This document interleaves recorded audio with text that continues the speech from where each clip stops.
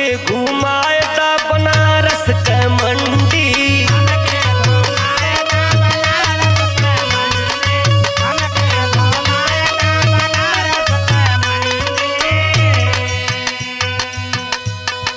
तोहके खरीदब कलर वाली बंडी, तोहके खरीदब कलर वाली बंडी, हमके घुमाए दा बनारस के मंडी।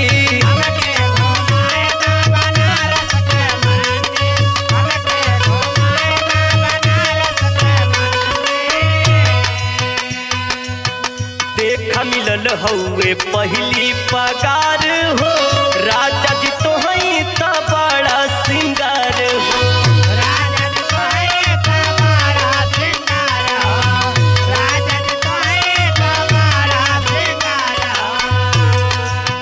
देखा मिलल हउए पहली पगार हो, राजा जी तो हई त बड़ा सिंगार हो।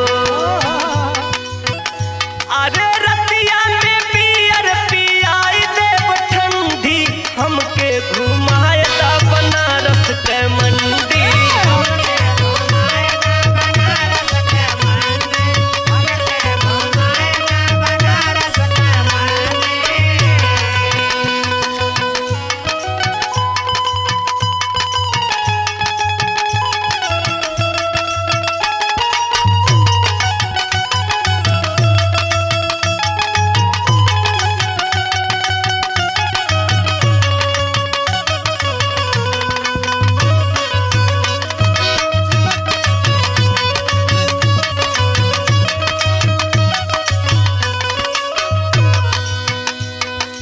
अपने त लागत बाड़ा जैसे फटीचर, हमके बना दे हला घूस दे के टीचर।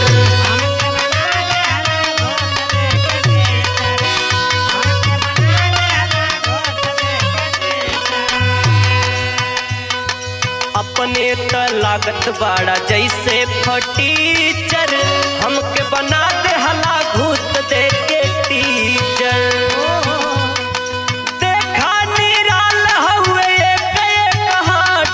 हमके घुमाए दा बनारस के मंडी।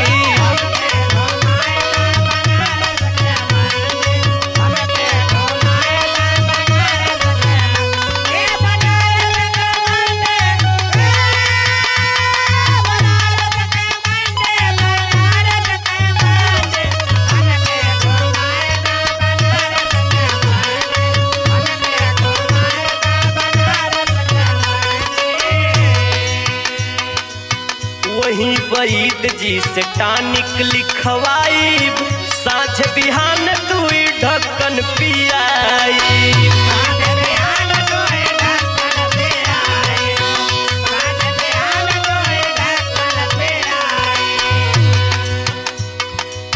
वहीं वैद जी से टानिक लिखवाई, साँझ बिहान दुई ढक्कन पियाई।